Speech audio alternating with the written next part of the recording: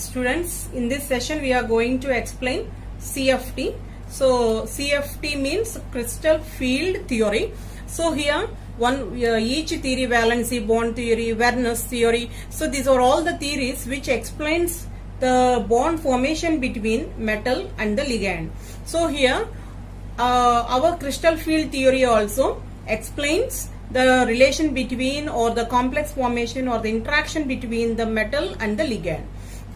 So here, what our CFT explains is, so here the nature of the bond between metal and the ligand is metal and the ligand is 100% ionic. 100% ionic.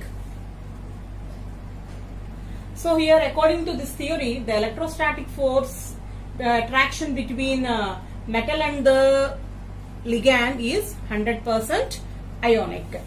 So here, and what we have to explain is, so it is recorded as negative ligands acts as point charges, while the neutral ligands as dipoles. So here in the previous sessions or the introduction of the coordination chemistry, we know that what is a complex, what is the ligand, and what is a metal. So here ligand is a species which donates electrons to the metal. So that's why a bond is formed in between metal and the ligand. So the formed one is known as a complex.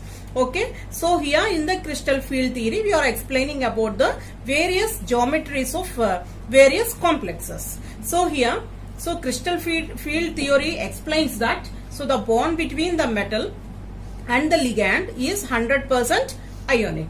So here, so we know that ligands are negative or neutral or positive. So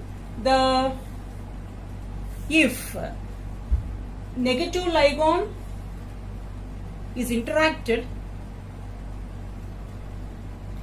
then it is as it is taken as point charges, while the neutral ligands as dipoles. Neutral ligands as dipoles. So here, whenever that is, even the ligands are neutral, they approach the metal ion with their negative ends. Okay. So for example, if you take ammonia is a neutral ligand.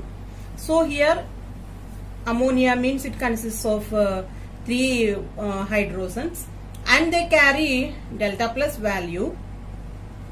Okay. And the nitrogen, the central atom in the neutral ligand, exists delta negative.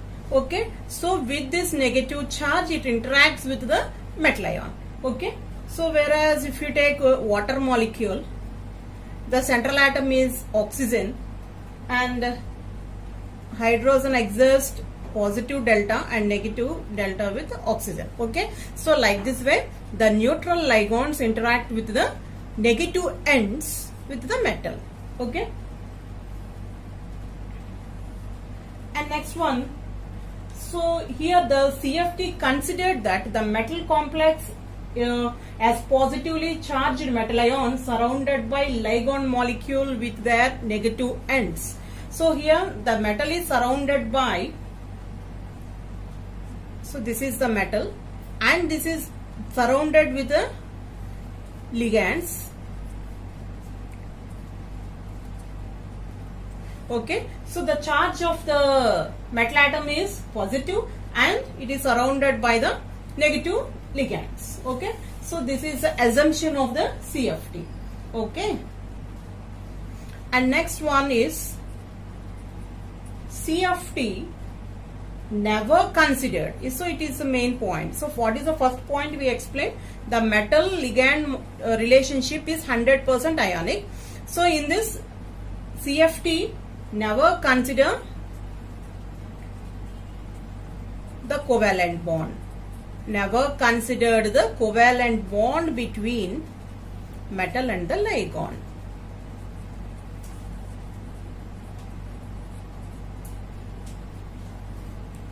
Okay.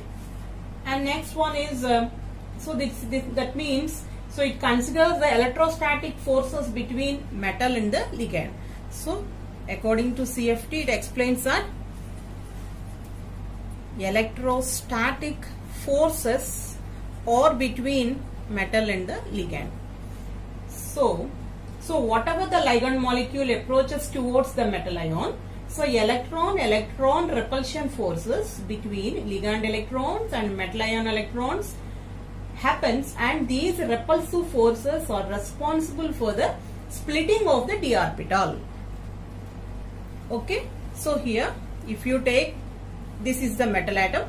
Okay, so the repulsive forces, so that means electrons in the metal and electrons in the ligand or approaches each other. Whenever this ligand with its electrons approaches the metal, so the repulsion is formed in between metal and the ligand.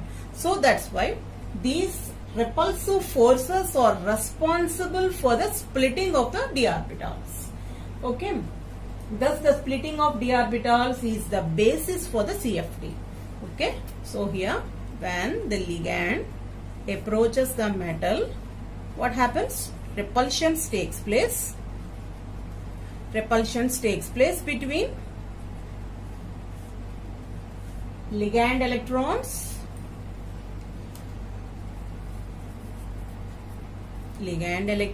and metal electrons. Okay, so repulsion, whenever ligand approaches the metal atom, repulsions between ligand electrons and the metal electrons takes place. Okay, so these are the very most important one is responsible for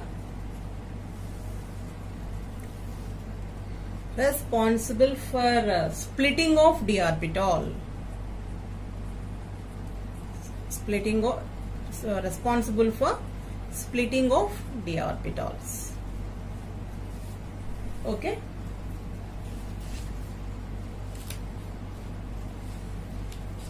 So like this way, splitting takes place in complexes according to CFT. So here the number of ligands and their arrangement about the metal ion will predict the crystal field.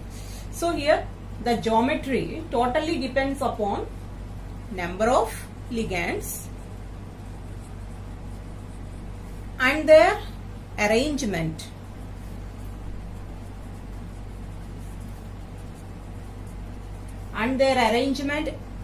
About the metal ion.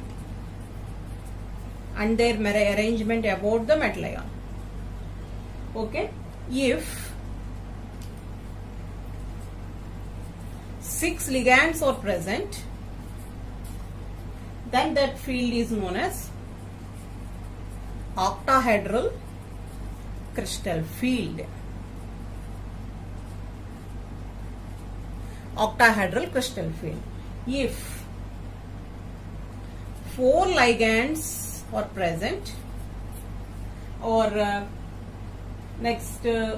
ligands are present,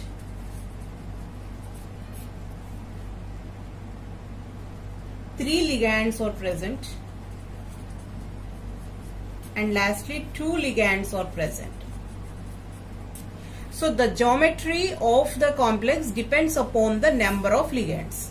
So here if 6 ligands are present, it indicates the octahedral field, whereas 4 ligands are present, it indicates tetrahedral or square planar. Right? If 5 ligands are present, square pyramidal or trigonal planar. Trigonal bipyramidal. Okay, square pyramidal or trigonal bipyramidal. So if 3 ligands are present, trigonal planar.